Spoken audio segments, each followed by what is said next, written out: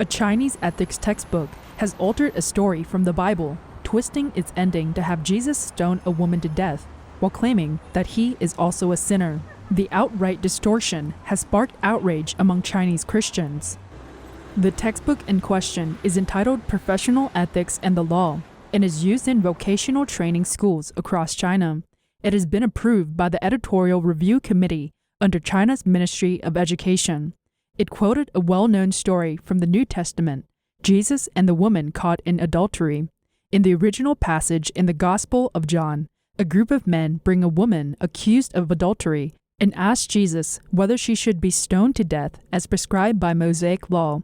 Jesus says that the person who is without sin should throw the first stone. The accusers then leave, realizing that no one is without sin. Jesus then turns to the woman and asks if anyone has condemned her, and she answers no. Jesus then says, "Neither do I condemn you. Go, and from now on sin no more." The textbook instead subverts the ending to read, "When everyone left, Jesus stoned the woman to death himself, saying, 'I am also a sinner.' But if the law could only be enforced by men without blemish, the law would be dead." The question section under the passage asks the reader, through this short story, how do you view the law? A parishioner posted an image of the altered text onto social media earlier this month. A Christian teacher at a vocational school later confirmed the content.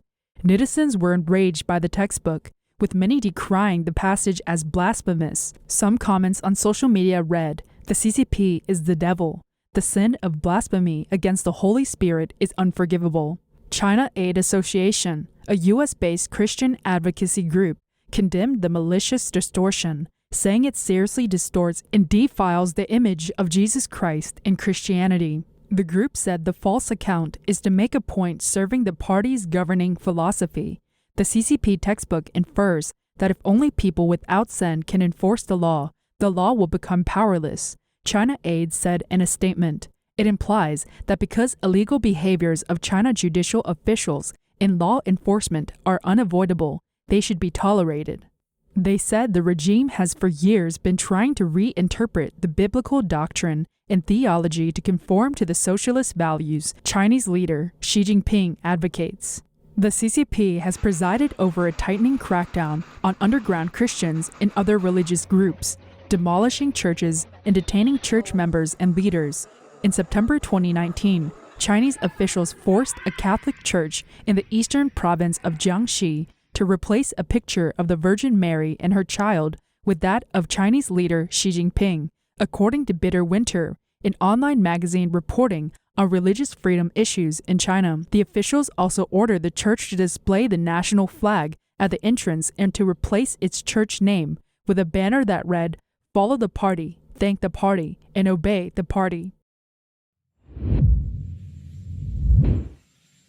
After U.S. President Donald Trump and the First Lady were confirmed infected with the CCP virus, COVID-19, there were reports of Chinese netizens cheering, but the internet in China is closely monitored by the CCP authorities, and only filtered comments can survive online. What are the thoughts of the Chinese people who have been silenced under the Great Firewall? We interviewed a few of them.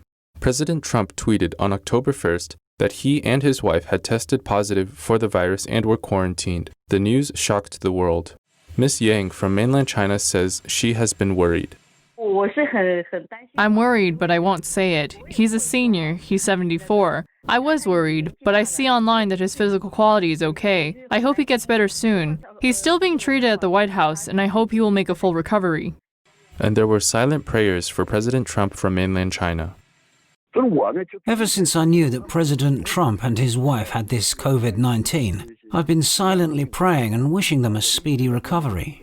I was praying for President Trump the other day. I was praying for him at home. I told my friend that President Trump must get better. He is the hope in our hearts. The news of Trump's diagnosis was the top trending search on Weibo. But instead of these prayers and worries, words of cheer and hatred have been released through the CCP's internet censors. Sima Nan, a well-known 50 Cent Army member, even gloated that Trump's infection was a special gift to the CCP on its founding day.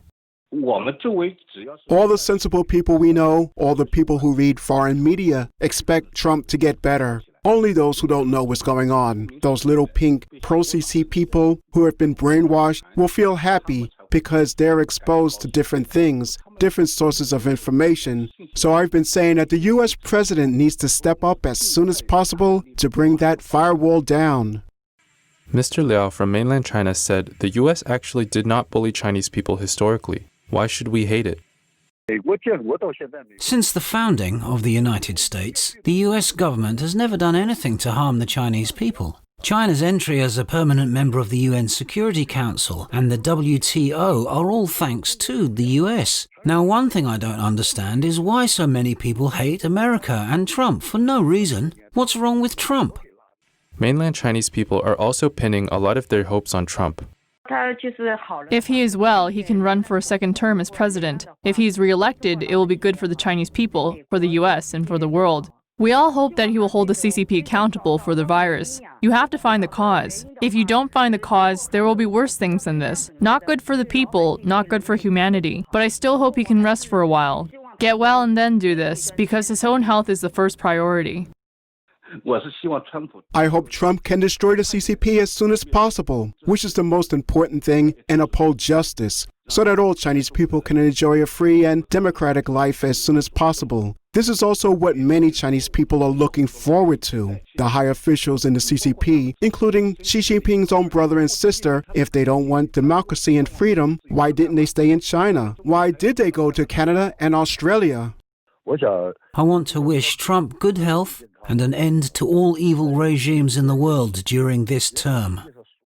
Other than this, Trump's infection has accidentally prompted some mainland Chinese to break the CCP's firewall and declare their renunciation of the party on the overseas website. Wang Juanjuan, a teacher from Hubei province, wrote, "President Trump and the First Lady have also been infected with the virus. I feel so sorry for them. I really hope they can get well soon and defeat the CCP." Around 100 male college students in China suddenly started having diarrhea and vomiting earlier this week. It took days for the school authorities at Shanxi University of Finance and Economics to officially announce the outbreak. On the evening of October 8th, they briefly confirmed a norovirus infection, adding that all students on the 6th floor of a dormitory building had been put in isolation in their dorms to prevent further spreading. A student who did not want to be identified told the Epoch Times that on the evening of October 6th, the boys inside the dormitory started to vomit one after another. Almost all students on the 6th floor exhibited vomiting symptoms, the student said. And more serious cases had also emerged in another dormitory block. They had since been put in isolation, with the school delivering food to them. The students had been notified of the isolation by class leaders through group chats on social media, the Epoch Times was told. No one was allowed to leave the 6th floor, and students were required to disinfect the dormitory themselves by wiping all the tables, chairs, and beds with disinfectant bleach. The student also revealed that the school did not disclose to the students the number of infections and only allowed them to go to the school's clinic for treatment. In other words, they cannot seek treatment in reputable hospitals outside campus.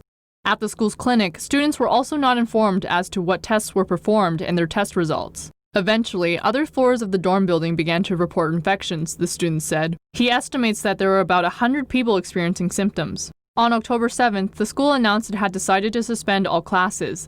It is still unknown when classes will restart. The Epoch Times found that many students were afraid of talking to the media about the incident, fearing that the school would retaliate against them and prevent them from graduating.